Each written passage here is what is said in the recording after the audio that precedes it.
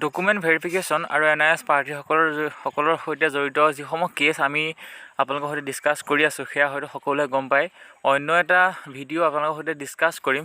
কালি যোৱা 8 তাৰিখে যি হিয়াৰিং আছিলে NIOS পাৰ্টিসকলৰ গুৱাহাটী হাইকোৰ্টত, তাত আপোনালোকে নুশুনা কথাখিনিয়ে আমি আজি ডিছকাছ কৰিম। যি অফিচিয়েল ন'টিছ গুৱাহাটী হাইকোৰ্টৰ পৰা অন্য এটা PDF বাহিৰ হৈছে, সেইটো আমি একেবাৰে শেষলৈকে সকলোৱে চাই থাকিব ডিছকাছ কৰিম। গোটেই কথাখিনি ইয়াত আচলতে আজি স্পষ্টকৈ উল্লেখ কৰা আছে। ভিডিঅ'টো অকণমান দীঘলীয়া হ'ব পাৰে, আপোনালোকে প্লেবেক স্পীডটো বঢ়াই ল'ব, সকলোৱে লাইক বাটনটো চুই দিব। নতুনকৈ আহিছে যদি আমাৰ চেনেলটো ছাবস্ক্ৰাইব কৰি থ'ব, অফিচিয়েল সকলো ধৰণৰ ইনফৰ্মেশ্যন পাই থাকিব।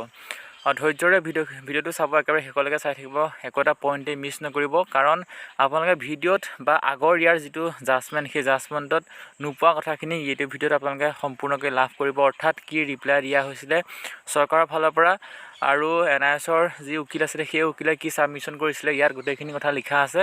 আমি সেইখিনি আপোনালোকক পইণ্ট টু পইণ্ট ডিছকাছ কৰিম। আৰু ডকুমেণ্ট ভেৰিফিকেশ্যনত NIOS পাৰ্টিসকলৰ যে এটা অংশীদাৰ হ'বলৈ গৈ আছে বা হৈছিলে, তেনেকুৱা ধৰণৰ কথাও উল্লেখ আছে। সেইখিনি কথাও আপোনালোকৰ সৈতে ডিছকাছ কৰিম। কি লেখা আছে আমি আৰম্ভণিৰ পৰা একেবাৰে শেষলৈকে পঢ়ি দিম, আপোনালোকে শুনি যাব। ইয়াত অৰ্ডাৰ নাম্বাৰটো দিয়া আছে, দেখিবলৈ পাইছে 8 তাৰিখে দিয়া আছিলে। Here Mr. M. Kalra, Learned Counsel for the Petitioners. Also heard Mr. R. Devi, Learned Counsel for the Respondent number 3, and Mr. R. Mazumdar, Learned Counsel for the Department of School Education. The counsel for the petitioner submit that the petitioner had completed their 18-month DLA diploma obtained via NIOS ODL mode for recruitment and promotional purpose. He submits that the Supreme Court in the case of Xavier Singh and others versus State of Uttarakhand and others reported in 2023 SCC Online SC 1584 had held that the 18-month diploma course conducted by NIOS through ODL mode was not equivalent to the 2 years regular diploma for the DLED. However, by order date 4/4/2025 passed by the Supreme Court in the case of Kaushik Das and others versus State of West Bengal and others,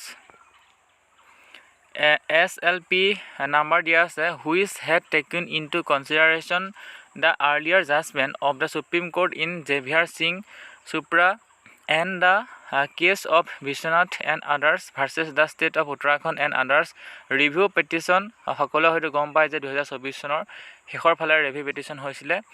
health that any, অৰ্থাৎ সেই review পেটিশ্যনত কি দিয়া আছিলে সেই পইণ্টটো উল্লেখ কৈছে যে held that any teacher who was in service as on 10/8/2017 in any government unaided private school and who had acquired the qualification of DLED by way of the 18-month program through NIOS prior to 1/4/2019 was a valid diploma holder and at par with any other teacher who had completed the 2-year DLED program. The petitioner counsel submit that the judgment of the Supreme Court in Kaushik Das has partially reviewed the earlier decision of the Supreme Court in Xavier Singh. The impassioned notice dated 2/1/2024 issued by the Director of Elementary Education Assam, wherein it has been stated that the qualification of 18-month diploma in DLED acquired from NIOS was no longer a valid qualification to be eligible for fresh recruitment to the post of teacher should be set aside. The petitioner counsel submit that the petitioner have submitted their application for participating in the selection process for recruitment of teacher in LP and UP school pursuant to the advertisement A and advertisement B mentioned in the notice date 2/1/2024. The respondent who have started the document verification process should also verify the document and the petitioner herein. এতিয়া আপোনালোকে এটা কথা ইয়াত দেখিবলৈ পাইছে, যদি শেষৰ কথাটো আমি আকৌ পঢ়ি দিওঁ তেতিয়াহ'লে দেখিব যে The respondent who have started their document verification process should also verify the document of the petitioner herein. অৰ্থাৎ petitioner সকলোকো যে ইয়াত অগ্ৰাধিকাৰ দিয়া হৈছিলে বা ডকুমেণ্ট ভেৰিফিকেশ্যন কৰিছিলে তেনেকুৱা এটা পইণ্ট ইয়াত কিন্তু উল্লেখ কৰা নিচিনা লাগিছে আৰু ইয়াৰ পাছত এই কথাখিনি আৰু উল্লেখ আছে সেইখিনি আমি ডিছকাছ কৰিম 5 নম্বৰ পইণ্টটো গুৰুত্বপূৰ্ণ mister R Majumdar learned counsel for the school department of school education submit that the issue that have been raised here had also been considered by the division bench of the court number দিয়া আছে and that right order that 2/4/2025 the division bench and division bench had recorded the concession given by the learned advocate general Assam who has submitted that the director of elementary education Assam during physical document verification would verify the candidature of all those applicants who has submitted their candidature pursuant to the advertisement date number of the director of elementary education Assam including those candidates having the 18-month course of DLED.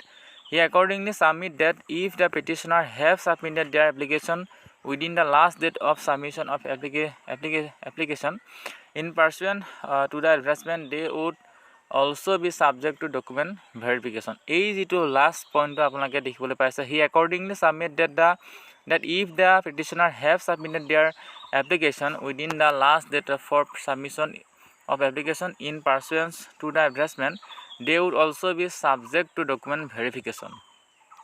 যিসকল petitioner আছিলে তেওঁলোকৰো আচলতে যি document verification সেই document ভেৰিফিকেশ্যনক আচলতে regard কৰা হৈছে এই কথাটোৱে এই পইণ্টত দিয়া হৈছে on considering the submission made by the council for the parties this court it is of the view that if the petitioner have submitted their application for participation in the selection process for appointing officer pursuant to the advertisement A and B which are mentioned in the notice that 2/1/2024 issued by the director of elementary education Assam, the state respondents should all allow the petitioners herein in participate in a document verification.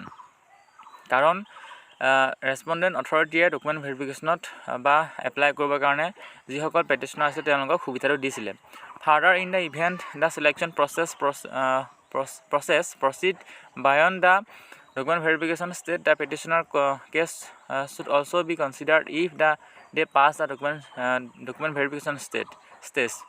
However, the result of the petitioner should not be published without the leave of the court. কিন্তু তেওঁলোকৰ চাকৰি পোৱা নোপোৱা গোটেই কথাটো কাৰ ওপৰত নিৰ্ভৰ কৰিব কোৰ্টৰ ওপৰত নিৰ্ভৰ কৰিব however the result of the petitioner should not be published without the leave of the court as it has been submitted by the council for the parties that an analogous matter number is going to be listed on 8/5/2025 8 May list this matter on 8 May দিয়া হ'ব next যেটো ইয়াৰ hearing ইয়াৰ গোটেইখিনি কথা আপোনালোকে দেখিবলৈ পালে আমি মূলতঃ ডিসকাস কৰিলোঁ যে চৰকাৰী অধিবক্তা বা NIOS বিপক্ষে যি আচলতে অধিবক্তা আছে চৰকাৰী উকিলৰ ফালৰ পৰা তেওঁলোকে গোটেইখিনি কথা ইয়াত স্পষ্টকৈ লিখিছে কি তেওঁলোকে আচলতে সাবমিট কৰিছিলে আৰু এই যিবিলাক ইয়াত আপোনালোকে পইণ্ট দেখা পাইছে এই পইণ্টবোৰ হৈছে NIOS ডিলেডৰ সৈতে যিসমূহ জাজমেণ্ট আহি গৈছিলে সেই জাজমেণ্টসমূহৰ